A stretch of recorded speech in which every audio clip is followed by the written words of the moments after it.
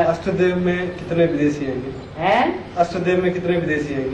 अष्टदेव में विदेशी होते हैं, विदेशी आत्मा जो होंगे। अष्टदेव में विदेशी होते हैं। अष्टदेव तो जन्म जन्मांतर के 83 जन्म के सहयोगी होते हैं बाप के। वो तो पक्के सूर्यवंशी हैं, उनमें विदेशी कहां से आ गए? हाँ, माया किसी को छोड़ती नहीं है। क्या माया किसी को नहीं छोड़ती? माना जिसमें बाप प्रवेश करता है उसको भी नहीं छोड़ती है।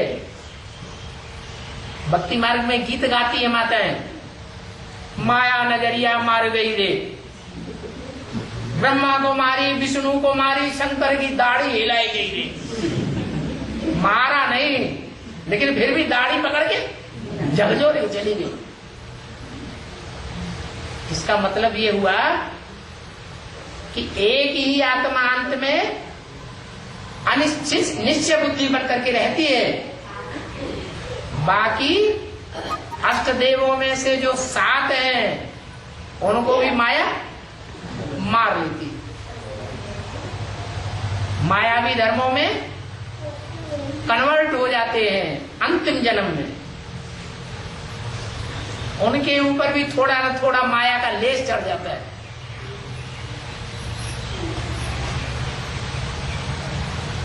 तो जो अष्टदेव हैं उनकी पहचान में थोड़ा थोड़ा अंतर होता है। उनके चेहरे की फिनिशिंग में थोड़ा अंतर आ जाता है और नंबर तैयार हो जाते हैं। बाकी अष्टदेव दूसरे धर्म के नहीं होते हैं। 84 जन्मों में से एक जन्म थोड़े समय के लिए माया के चंबे में आ गए तो उनको विदेशी और विधर्मी नहीं कहेंगे। क्यों?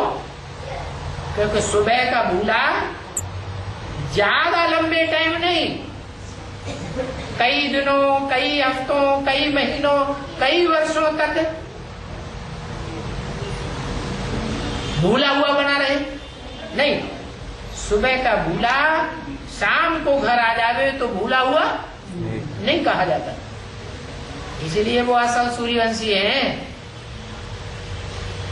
उन 8 के आधार पर ही जो नई दुनिया का फाउंडेशन पड़ता है वो पक्का हो जाता है। पारिवारिक पहली इकाई तैयार होती है जो नई दुनिया की स्थापना में पहले पहले प्रसिद्ध होती है। फिर धीरे धीरे उनमें 108 जो 12-12 के दूसरे ग्रुप हैं वो ऐड होते जाते हैं। इसलिए अव्यक्तवाणी में बोला हुआ है, एक भी पावरफुल संगठन तैयार होने पर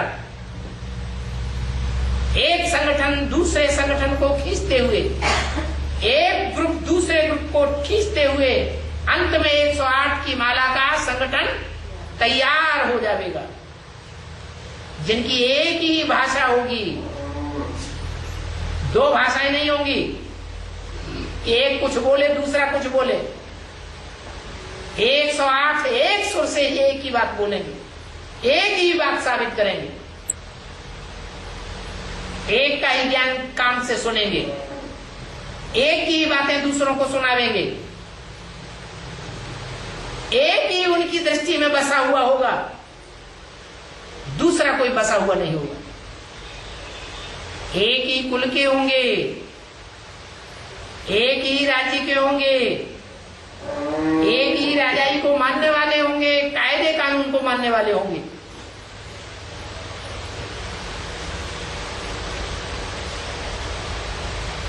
इसलिए उनको कहा जाता है अद्वैत।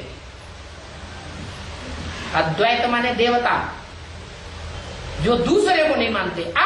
माने नहीं, द्वैत माने दूसरा।